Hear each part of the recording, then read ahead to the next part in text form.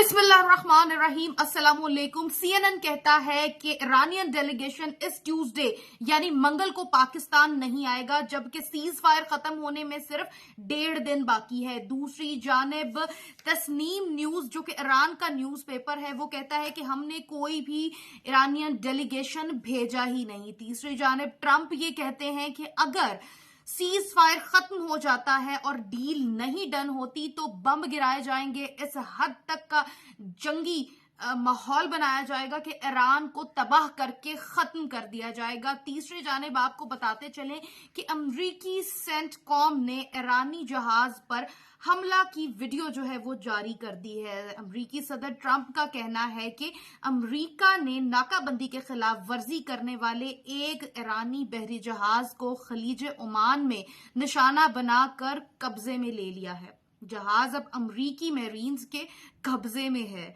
और हम देख रहे हैं कि जहाज में क्या है। अमेरिका ने खलीज ओमान में ईरान के एक तजारती जहाज पर फायरिंग करके जंग बंदी के खिलाफ वर्जी की। जल्द अमरीकी फौज की इस कजाकी का जवाब देंगे। तर्जमाने खातमुल अंबिया का बयान भी आ गया है ईरान की जानिब से। एक जानिब ब्लॉकेड में ये तमाम सूरत हाल है कि ईरानी जहाज पर जो है हमला किया जा रहा है, उसको अपनी कस्टडी में ले लिया गया है और उस चाइना से तजारती जो आने वाला ईरान को जहाज था उसके साथ ये सलूक किया जा रहा है। और तीसरी जानिब पाकिस्तान में जो है वो तैयारियां जारी हैं। हर तरफ जो है वो कानून में हर तरफ सख्ती कर दी गई है, चूंकि जी अमरीकी डेलीगेशन के आने के इम्कानात हैं। ये चल क्या रहा है। दूसरी तरफ आपको आगाह करते चलें कि ईरान कहता है कि जब तक ब्लॉकेड मौजूद है हम बात नहीं करेंगे। इसके साथ इजरायली न्यूज़पेपर क्या लिखता है। इजरायली न्यूज़पेपर जो है वो दुश्मन बना रहा है। हमेशा याद रखिए, दुश्मन पैदा किया जाता है और दुश्मन पैदा करने के लिए प्रोपेगेंडा मशीन चलानी पड़ती है और अब ये हवा बनाई जा रही है, एक नैरेटिव बनाया जा रहा है। पाकिस्तान इजराइल को तस्लीम नहीं करता, लेकिन बराह रास्त पाकिस्तान और इजराइल की ऐसी कोई दुश्मनी नहीं है, लेकिन फिर भी पाकिस्तान को इजराइल की जानिब से इतना बड़ा दुश्मन आखिर क्यों और कैसे कंसिडर किया जा रहा है, आइए समझते हैं।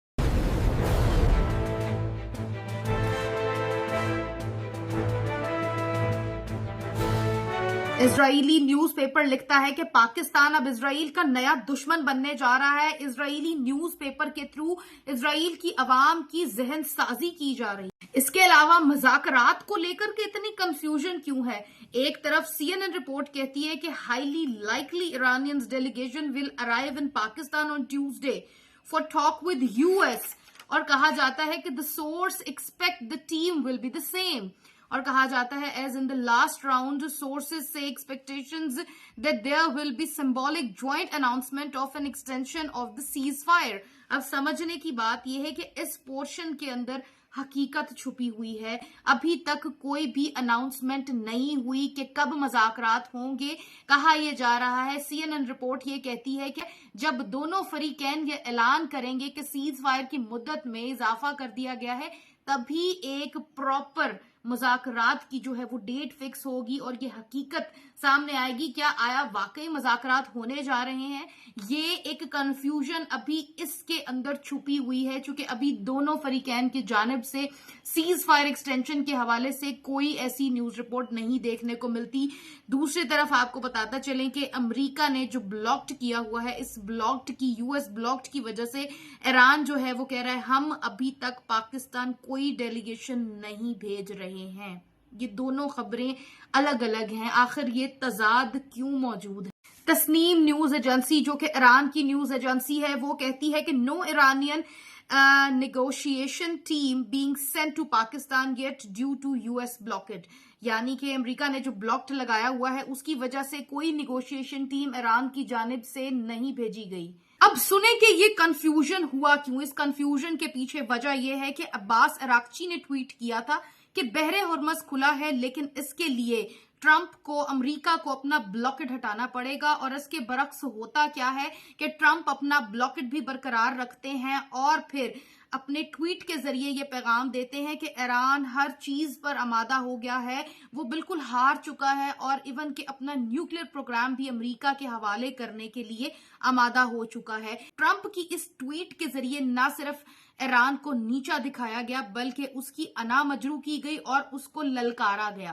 اس کا نتیجہ یہ نکلا کہ اب ایران کی جانب سے ٹرمپ پر بھروسہ اٹھ گیا ہے۔ سینئر اینالسٹ کہتے ہیں کہ اب اسلام آباد کو بھی جنیوا کی طرح سے ایک ڈپلومیٹک جو ہے دھوکہ جو ہے وہ سمجھا جا رہا ہے، جس طرح سے کہ جنیوا میں مذاکرات جاری تھے اور پھر اس کے چند دن کے بعد ہی اچانک سے جو ہے ایران پر حملے کر دیے گئے شروع امریکہ کی جانب سے۔ یہاں پر سینئر اینالسٹ ولی نصر جو ہے وہ آخری بات کہتے ہیں the door to diplomacy is not closed but it has now become considerably more difficult، یعنی کہ جو ڈپلومیسی کا دروازہ ہے بند نہیں ہوا لیکن بہت مشکل ہو چکا ہے کہ کہیں نہ کہیں ٹرمپ نے جان بوجھ کر یا پھر غیر ارادی طور پر سفارتکاری کو بہت ہی کمزور بنا دیا ہے اور جنگ کے چانسز جو ہیں وہ بڑھا دیے۔ اسی وجہ سے ڈیل کے حوالے سے، نیگوشیشن کے حوالے سے، مذاکرات کے حوالے سے دونوں طرف سے اب کنفیوژن نظر آ رہی ہے، ایک کنفیوژن، ایک لیک آف ٹرسٹ ایران کی جانب سے ابھرتا ہوا نظر آ رہا ہے، جہاں پر سی این این کی نیوز میں، ایران کے اخبارات میں دونوں طرف جو نیوز ہیں اس میں ایک بہت بڑا تضاد نظر آ رہا ہے۔ ایرانی نیوز پیپر کہتا ہے کہ ہم نے نیگوشیشن کے لیے کوئی بھی ایرانی ٹیم پاکستان نہیں بھجوائی، اور سی این این رپورٹ لکھتا ہے کہ یہ سب انحصار کرتے ہیں، یہ سب تب ہوگا جب دونوں فریقین کی جانب سے سیز فائر کی ڈیٹ ایکسٹینڈ کی جائے گی۔ دوسری طرف دیکھیں تو پھر ٹرمپ کی طرف سے کیا آیا ہے؟ ٹرمپ کہتے ہیں کہ maybe I would not extend the ceasefire, یعنی کہ میں سیز فائر کو نہیں بڑھاؤں گا اور ہو سکتا ہے کہ مجھے ایران پر بم گرانے پڑے۔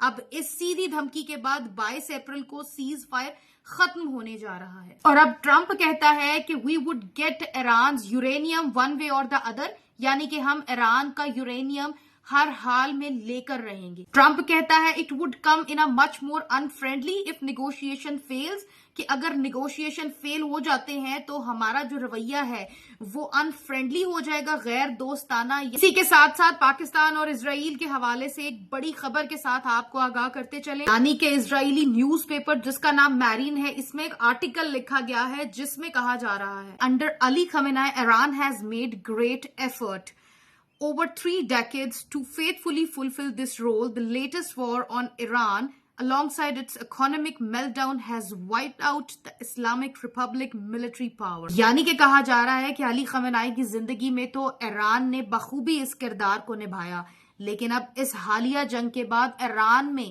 اتنی طاقت ہی نہیں رہی کہ اس دشمنی کو نبھا سکے۔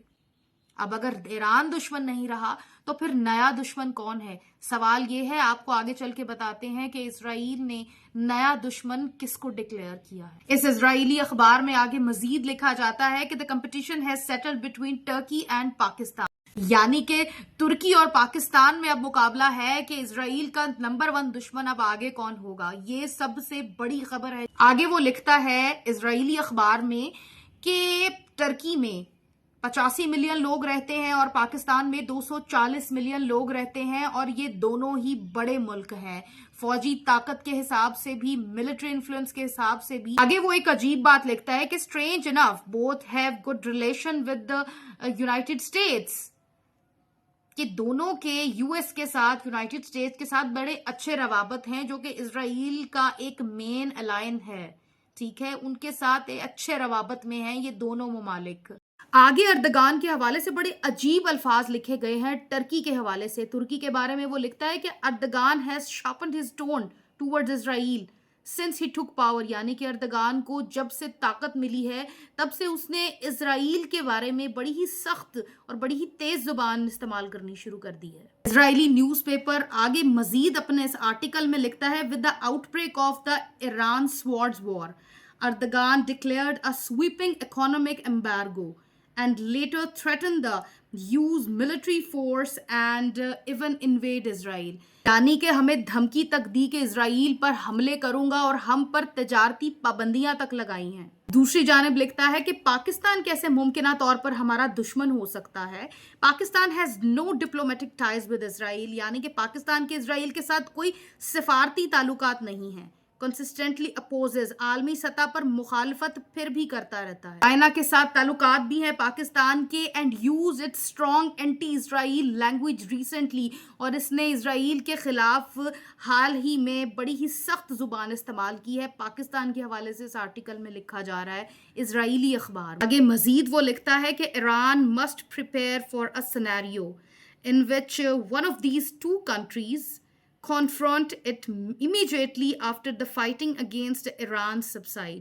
यानी कि जैसे ही ईरान से एक बड़ी जंग खत्म होगी तो इजराइल को अपना फोकस इन दोनों मुमालिक की जानिब या इन दोनों मुमालिक में से किसी एक के जानिब कर लेना चाहिए। आगे वो मजीद क्या लिखता है, गौर से सुने। The choice between them is not our hand and most options are equally bad, कि दोनों ही बुरे हैं।